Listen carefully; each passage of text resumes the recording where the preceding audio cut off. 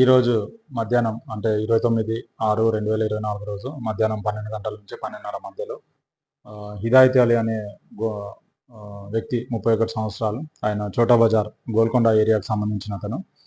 ఆయన 15 నుంచి 20 రోజుల మధ్యలో అక్కడ నుంచి దుబాయ్ నుంచి సౌదీ అరేబియా నుంచి ఇక్కడికి హైదరాబాద్కి వచ్చిండు. వాళ్ళ ఇల్లు గోల్కొండలో ఉంటుంది. ఆయన పొద్దున 11 గంటల టైంలో ఇంట్లో నుంచి బయలుదేరిందని చెప్పి వాళ్ళ ఫ్యామిలీ మెంబర్స్ చెప్తున్నారు. మాకు 12:30 ఆ టైంలో మాకు ఇన్ఫర్మేషన్ రాగా ఇమీడియట్గా మేము అక్కడ రష్ అవ్వడం జరిగింది. అక్కడ మంచిరేవుల విలేజ్లో Green Lands venture, G's villas ఆపోజిట్లో ఉన్న గ్రీన్ ల్యాండ్స్ వెంచర్లో ఒక ఓపెన్ ప్లాట్, నిర్మానుష్యంగా ఉన్నటువంటి ఒక ఓపెన్ ప్లాట్లో మేము వెళ్ళి చూస్తే అక్కడ ఒక అన్నోన్ డెడ్ బాడీ పడింది. అన్నోన్ డెడ్ బాడీ ఎవరు ఏంటి అనే వివరాలు తెలుసుకోగా సో హిదాయత్ అలీ అని తెలిసింది. వాళ్ళ ఫ్యామిలీ మెంబర్స్కి ఇంటిమేషన్ ఇచ్చినాము.